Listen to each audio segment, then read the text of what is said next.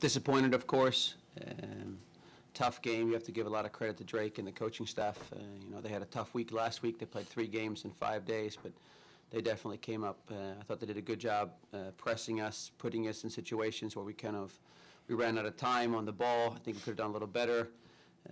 But I thought the guys battled. The guys that we had healthy, I thought they really, they fought and they hung in there. And I thought it was a pretty even game. But in the end, we switch off on a cross, which we talked about before in terms of the scout and what they're looking to score off of and that kind of stuff. And they punish us. So I think it's tough. It's tough in knockout tournaments because one mistake, all of a sudden, your season is over. But I think what you can't forget is you can't forget the kind of season that these guys have had. We won the conference outright, undefeated, only gave up 1 goal.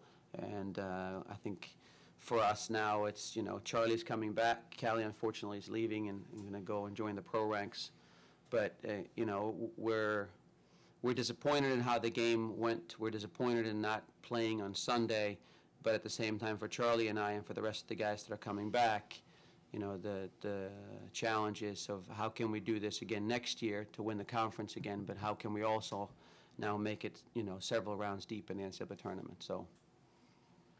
Okay, we'll take questions for the student athletes only at this point, please. Questions for the student athletes.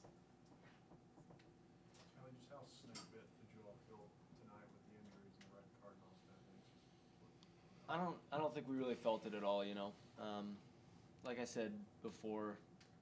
We have a very deep squad, and so we put a lot of faith in, the first guy to the last guy in the squad. So obviously it's disappointing. We'd like to have those guys out there, and I'm sure they'd like to be out there, but I don't think we felt disadvantaged at all heading into the game. We had a game plan. We had worked hard in training and felt ready to go, felt like we could get the win. So disappointed that we couldn't.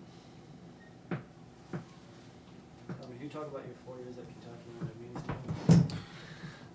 I love this place, I came in as a freshman and it didn't quite go exactly as I'd planned. Everyone comes in with a thought in their head of how they want it to go, and kind of went the exact opposite of that. But with the coaching staff, they had a lot of faith in me still.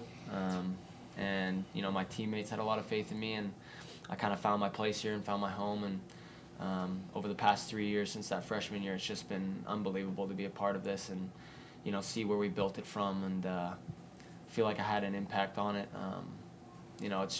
I just feel really lucky to have been here for the past 4 years, and I've completely enjoyed my time, and I think forever I'll be following UK men's soccer because of my family now. What are your plans now? Regroup after tonight, and then meet with Johan and my family, and discuss options that are ahead. But as of right now, just kind of moored. Can you talk about losing for the second consecutive year in the first round? How difficult that is? Yeah, it's not how you want it to pan out. It's not how you see it panning out. Obviously, you feel like you learned lessons from last year and our defeat and a similar scenario where things might not have gone our way near the end of the season, but felt like we could bounce back from that. So obviously it's really disappointing losing again in the first round at home. We've had opportunities these past 3 times we've been in at home to win in front of a home crowd and use that to our advantage, and we just haven't been able to. And I'm disappointed I couldn't help the guys out more and try and get us over that hump. But I'm confident that next year, with the experience that we've had, Chuck and Jordan and the guys that are going to be returning will finally get over that hump. So.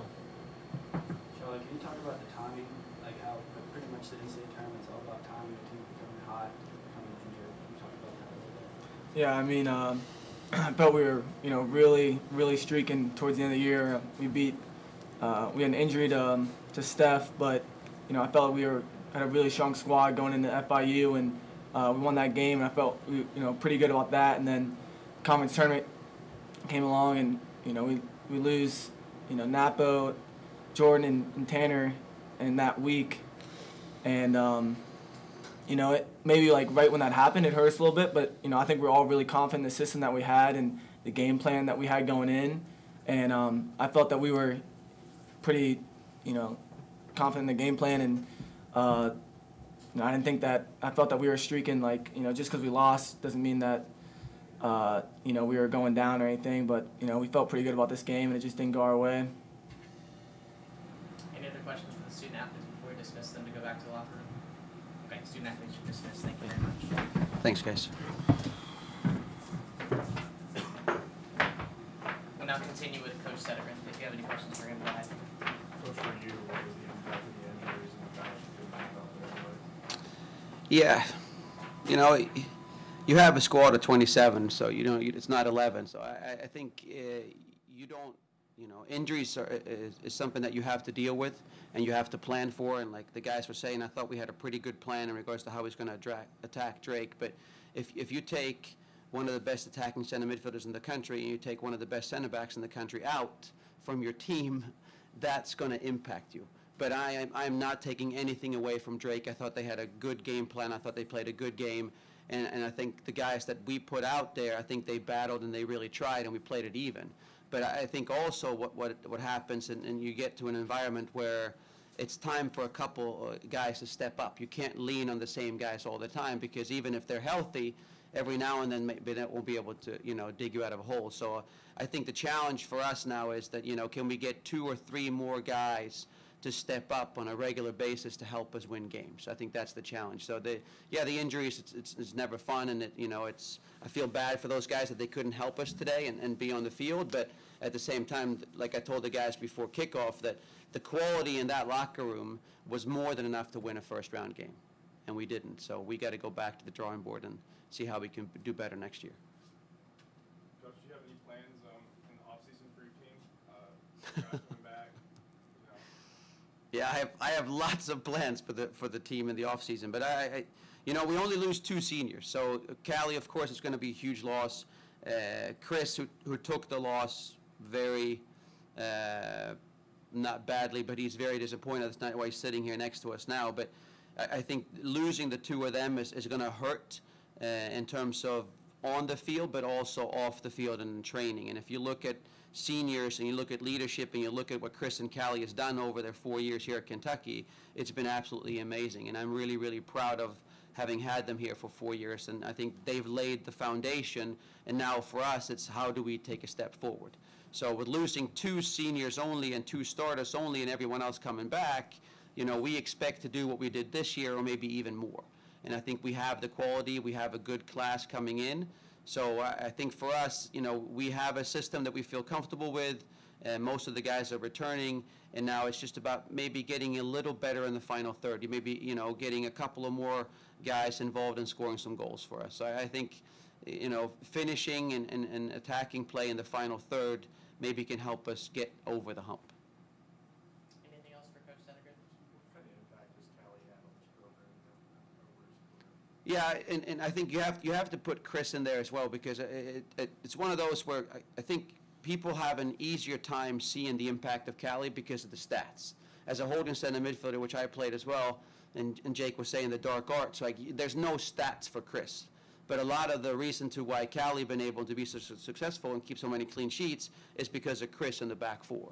So I think the impact of missing Chris and Callie is, you know, it's going to be a challenge for Charlie and for Jordan and for whoever else is going to join the Leadership Council to continue where they've left off. And then I think if you're looking for 2 guys that are always here early, that are staying late, that are doing extra, you know, Callie and Chris do not want to leave. They have to leave because of the rules. But I think they would prefer to pass away on that training field. Like there's nothing they love doing more than going up and training and being around the guys and being in this wonderful facility that we have. So I think that they've done a good job installing a culture and helping me install a culture of winning and being successful and demanding more. And now it's on that junior class, which is a much bigger class, to take over for their senior year and to make sure maybe hopefully they don't go out like Callie and Chris has gone with 3 tournament experiences but no wins.